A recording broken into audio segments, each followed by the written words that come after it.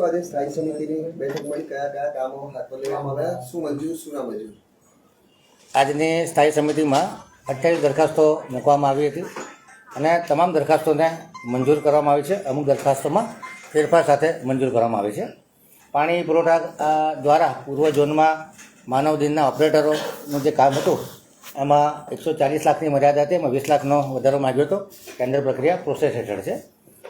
Ward number 5માં જે low pressure અને contaminated પાણીના પ્રોબ્લેમ છે એ પ્રોબ્લેમમાં ગરીબ અને મધ્યમ વર્ગની જનતાને મદદરૂપ થવા માટે કોર્પોરેશન દ્વારા એમડીપી કનેક્શન તથા ડીઆઈ પાઇપલાઇન, જરૂરી સંલગ્ન વાલ, રોડ રિસ્ટોરેશન સાથેની કામગીરી, એમાં આરસીસીના રોડ પણ રિપેર કરવામાં આવશે અને તમામ રોડની ગેરંટી વોરંટી પણ 3 થી 5 વર્ષ રાખવામાં આવશે. વોર્ડ નંબર 5 માટે આ કામગીરી મંજૂર કરવામાં આવી છે. એવી જ રીતે વોર્ડ નંબર 15માં પણ કન્ટામિનેશન લો પ્રેશરની જે કામગીરી કરવાની છે એને પણ 7,50,00,000ના ખર્ચે મંજૂર કરવામાં આવી છે. જ્યારે વોર્ડ નંબર 5ની જે કામ છે 7,82,00,000ના ખર્ચે મંજૂર કરવામાં આવ્યું છે. આગામી દિવસોમાં અલગ અલગ વોર્ડમાં જે જગ્યાએ લો પ્રેશર અને કન્ટામિનેટેડ પાણીના પ્રોબ્લેમ છે એનો પણ સર્વે કરી અને આ જ પ્રમાણે દરેક વોર્ડમાં કામગીરી કરવામાં આવશે. પાણી પુરવઠા દ્વારા જે ટેન્કરોનું કામ હતું 4 મહિના અને 20 દિવસમાં 120 કરોડનો ઇજારો પૂરો થતાં વધુ 30 લાખની મર્યાદામાં વધારો કરવામાં આવ્યો છે. આગામી 1 મહિનામાં નવા ટેન્ડરની પ્રક્રિયા પૂરી થાય એ પ્રમાણેની કાર્યવાહી ચાલી રહી છે. પૂર્વ ઝોનમાં સરદાર સ્ટ્રીટ એપીએસથી વિનય સોસાયટી સુધી ટ્રેન્ચલેસ પદ્ધતિથી ડ્રેન લાઇન નાખવાનું કામ છે, જેને 9,96,39,904 અને 31.59%ના ભાવપત્રકને મંજૂરી આપવામાં આવી છે.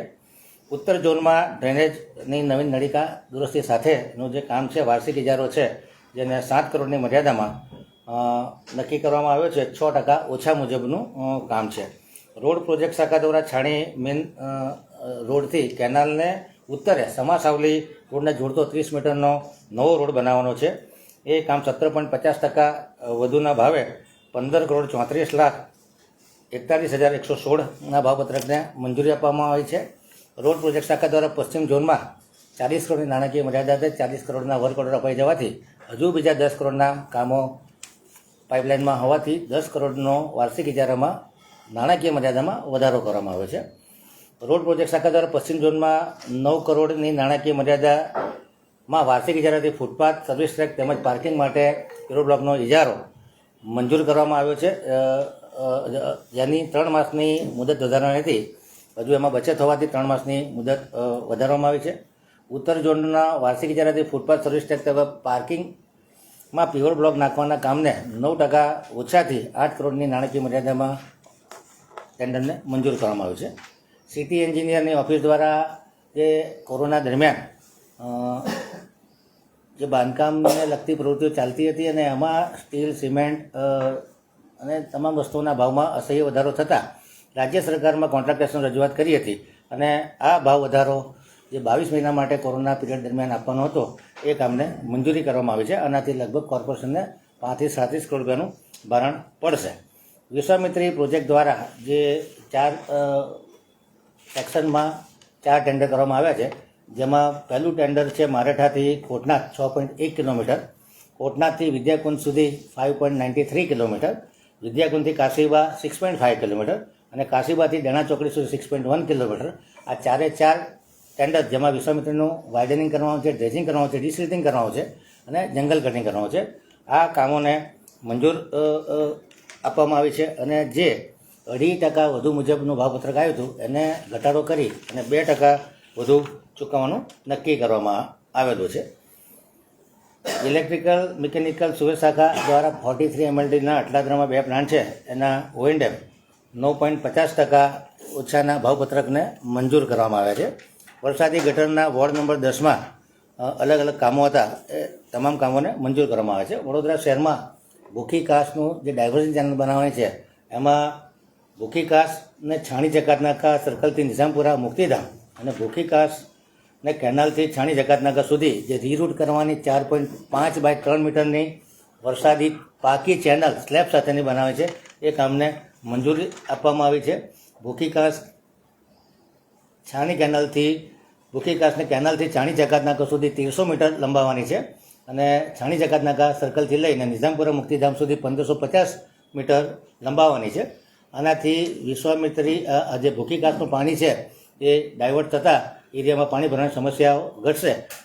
કન્સલ્ટન્ટના ઓપિનિયન અને સ્થાયી સમિતિના તમામ સભ્યોને સર્વાનુમતે આ કામને મંજૂરી આપવામાં આવી છે.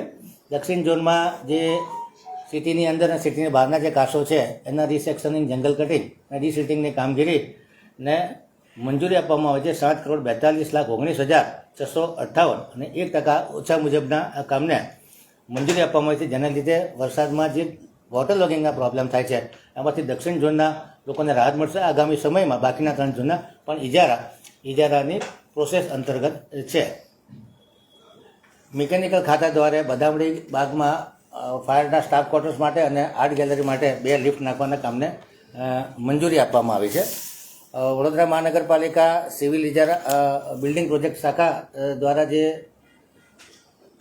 સેન્ટ્રલ ઓફિસ છે એનો જે વાર્ષિક બાંધકામનો વાર્ષિક ઇજારો હતો એની નાણાકીય મર્યાદામાં 1 કરોડનો વધારો કરવામાં આવ્યો છે અને ઉત્તર ઝોનમાં જે સિવિલના કામો છે એનો નવીન ઇજારો 9.80% ઓછાના ભાવે 10 કરોડની મર્યાદામાં કરવામાં આવ્યો છે, જેને મંજૂરી આપવામાં આવી છે.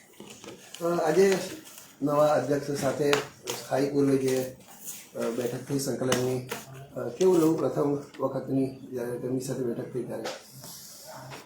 આ એ તો ભારતીય જનતા પાર્ટી પરિવાર તરીકે બેઠક કરતો હોય છે અને સ્ટેન્ડિંગમાં આવતા પહેલાં ત્યાં આગળ અલગ અલગ કામોની ચર્ચા થતી હોય છે અને ખૂબ સારી બેઠક રહી, ખૂબ સકારાત્મક આધાર પડે. સંકલન બાદ પણ એમની સાથે એક બંધ બારણે બેઠક થઈ એવું પણ કહેવામાં આવી રહ્યું છે. એ આઈ ડોન્ટ નો, મને માહિતી કયા કયા મહત્વના મુદ્દાઓ પર આજે આ ચર્ચા થઈ? પ્રમુખનું શું કહેવાનું છે એના કામોને લઈને? પ્રમુખનું કહેવું તો એવું છે કે આપણે એથિક્સ અને મોરલથી અને નિયમ મુજબ કામ કરીએ. અચ્છા, કોઈ વિશ્વામિત્રી મુદ્દે કે અન્ય કોઈ એવા મહત્વપૂર્ણ મુદ્દા પર એમણે કંઈ ફોકસ કર્યો હોય કે ભાર મૂક્યો હોય? એવું કંઈ ખાસ વાત નથી.